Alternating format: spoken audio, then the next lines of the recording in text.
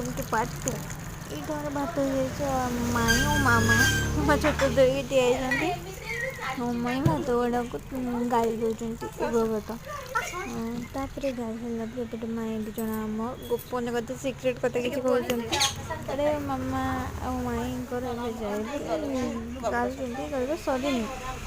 ତାପରେ ସେମାନେ ସରିଲା ପରେ ସେମାନେ ନେଇକି ତାକୁ ଆରପଟକୁ ଗଲେ। ତାପରେ ମାଇଁକୁ ମାମା ନେଇଗଲେ ଡାଲି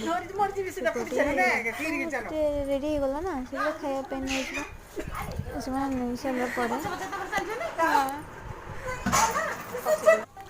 ତ ମୋତେ ଏବେ କହିଲେ କଦଳୀପତ୍ର ଆଣିବା ପାଇଁ। ମୁଁ ଚାଲିଗଲି କଦଳୀପତ୍ର ଟଙ୍ଗ ଟଙ୍ଗ ଚାଲି ଚାଲି ମୁଁ ପନିକିରେ ଆଣି କଦଳୀପତ୍ର ଥପକି କାଟିଦେଲି ଏବଂ କଦଳୀପତ୍ର ଥପକି ତଳେ ପଡ଼ିଗଲା। ଆଉ ମୁଁ ୟାକୁ ନେଇକି ଧୋଇବାକୁ ଚଲିଗଲି। ପାଣି ଅନ୍ କଲି, କଦଳୀପତ୍ର ଧୋଇଦେଲି। ଧୋଇ ସାରିଲା ପରେ ଭଲ କି ପାଇପ୍ଟା ବନ୍ଦ କରିଦେଲି। ଆକୁ ଧରିକି ମୁଁ ନେଇଗଲି ମାମାଙ୍କ ପାଖକୁ। ସେଇଠି ଭାତ ବଡ଼ ଷ୍ଟାର୍ଟ ହେଇସାରିଲାଣି। ଡାଲି ବାଡ଼ା ଉପରେ ମୁଁ ଦେଇ ସାରିଲା ପରେ ଟିକେ ଭିଡ଼ିଓ କରିଦେଲି ଉପରେ। ତାପରେ